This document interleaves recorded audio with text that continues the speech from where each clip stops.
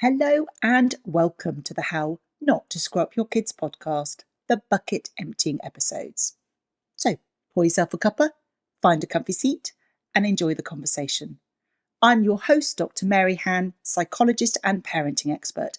And in today's episode, I thought it might be interesting. I was asked to write a blog post to help parents with children that are about to go on their first residential trip. And it occurred to me that the 5 tips I gave, might actually be relevant to share in the podcast, not only for residential trips or overnight stays, whether they're sleepovers or staying with aunts, uncles, grandparents, friends, but I thought it might just be helpful actually for anything that we ask our children to do that pushes them out of their comfort zone. So here are my 5 top tips. The first one is, and it's really important that we do this, is we need to take our emotions out of the equation.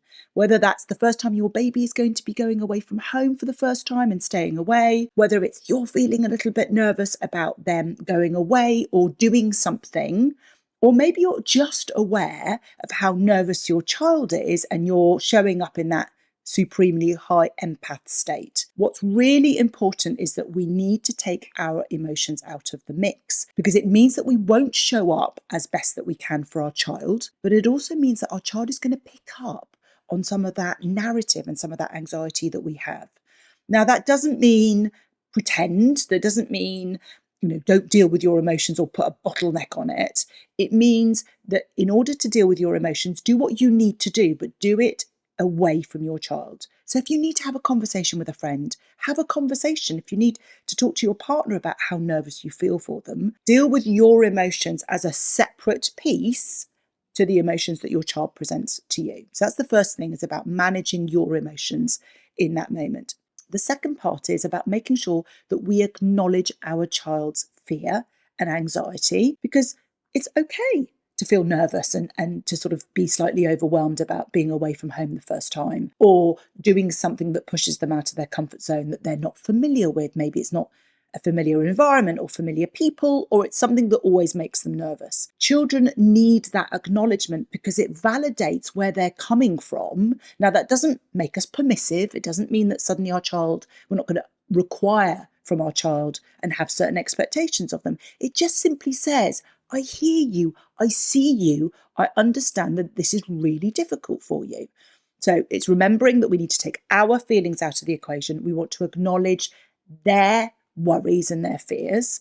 And then it's about problem-solving solutions. So if we're acknowledging that this overnight stay feels absolutely overwhelming, they're worried that they might wake up in the middle of the night and we're not there. What happens if they feel sick? What happens if they have a bad dream? What happens if they can't fall asleep? And whatever the other narratives are for whatever scenario we're trying to help and support our child with, it's then saying, okay, let's talk about worst case scenarios. Let's talk about your fears. And then let's look at problem solving. What are the things that we could put in place? What are the things that we might be able to make sure that we have that will help?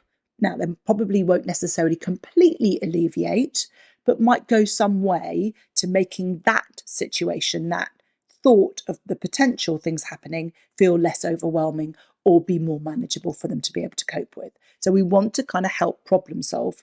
That's number 3. Number 4 is that we want to help them change the narrative. We all have conversations in our head. It narrates what happens in our day. We're usually mindless to it. We don't pay attention to it in any shape or form when we're going about doing things that feel normal, ordinary, that we feel confident and capable in. What happens is when we're asking our children or ourselves to be in a situation that feels out of our comfort zone, feels unfamiliar, feels stressful, feels anxiety and worry inducing, we're very aware that narrative becomes super loud. It's almost like it's shouting at us. And so it's really important that we encourage our children to talk through and share with us, what are the thoughts that are going on in their head? What's that narrative? What's that inner critic saying to them about that particular scenario? And these are often worst case outcomes or issues around their own belief system and their ability to cope and to manage in that situation. Remember that when we talk about a situation where our children feel anxious or overwhelmed or stressed, their seesaw has tipped. They've gone from this lovely, balanced, confident state where what they perceive the demands being placed on them of that situation are equally met and matched by what they perceive are the resources they have within them. That's their lovely, confident, capable state. But when they're feeling overwhelmed and the narrative is really loud, their seesaw has tipped.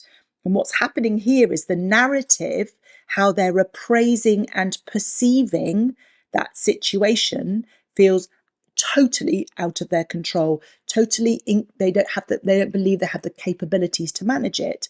And that's the side of the seesaw. That's the narrative piece that we want to have that conversation about. So I often will suggest you get a sheet of paper, just a normal A4 sheet of paper. You put a line down the middle, and on one side, you write down what that inner critic, what that ogre, what that voice of that fear, that monkey mind is coming up with. All of those worst case scenarios, all of those fears, all of those judgment pieces and that narrative. Encourage your child to think through. If they can't come up with things, we're kind of reasonably old and long enough and in the tooth that we'll have some idea of what might be happening. So what if this happens? What if that happens? What if people don't like me? What if they don't talk to me? What if people think I'm silly? What if I can't sleep? Whatever the situation is, it's really trying to have a bit of a guess if your child can't come up with these. Often they know that there's the chatter, but they can't always articulate exactly other than their fears. So get all of that down and come back to it. You don't have to do all of this in one go. Just encourage your child whenever those feelings come up to write a few more down. Once you've got that narrative that they've currently got in a calm state, so when your child is not overwhelmed with anticipatory fear about the situation that's upcoming, talk to them about what might be an alternative narrative, maybe the advice that they would give to a best friend, or narrative that where we question how likely is that to happen? What might you actually be able to do? Because the flip side of that is really the voice of their inner cheerleader, the voice of their best friend, their inner champion that is saying things like, I know it feels really hard, but you've done something like this before and it was all right once you got going. There's people there to help you. You've got your friends with you, you've got this to look forward to, you've got that to look forward to. It feels scary, but once you get started, things often feel better. So it's really looking at that flip in that narrative and also remembering that when we're talking about anxiety, when we're talking about worry and overwhelm and stress, it's a high energy state. And what we're looking at doing is really trying to get them to a more neutral state. We're not going from a high energy state that is a discomfort state into a high energy state that feels uplifting. It's a big ask for our children to shift across. Instead, what we're looking at is ideally taking them from that high energy, uncomfortable state to another high energy state that might feel a little bit more manageable. And often there's been the analogy that fear and anxiety has a similar energetic resonance to excitement. Think about the adrenaline that you get from a roller coaster ride or the excitement of going to do something that you're really looking forward to. So when we focus the narrative, when we're encouraging our children to change that narrative and we're focusing in on other narratives, the sort of the narrative of what they're going to look forward to, what they're going to get out of it, what the joy is going to be, that can often be an easier shift than another energy that's more uplifting. So it's about changing that narrative. And the fifth bit that is actually really important that I think we often miss out on is have those high expectations. Expect that your child will be able to overcome and approach it that way, and not approaching it from a bullish, pull yourself together, you're absolutely fine. I don't know what you're making such a big fuss about. You'll have a great time once you're there.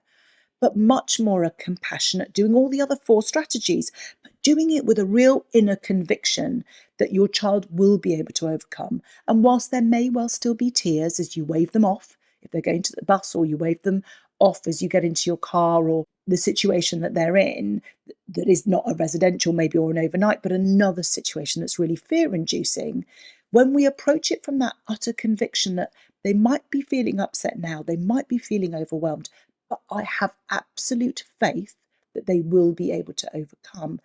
That confidence that we have, that we exude, has this wonderful, wonderful ripple effect for our children as well. So I hope that that's a really useful set of top tips, a bit of bucket emptying, but also a bit of problem solving for you. As ever, if you have enjoyed this episode, if you have found it useful and all my other podcast episodes, I would be so grateful if you could write a little review and rate the podcast and follow it so that others can find us and we can spread the love. So until next time,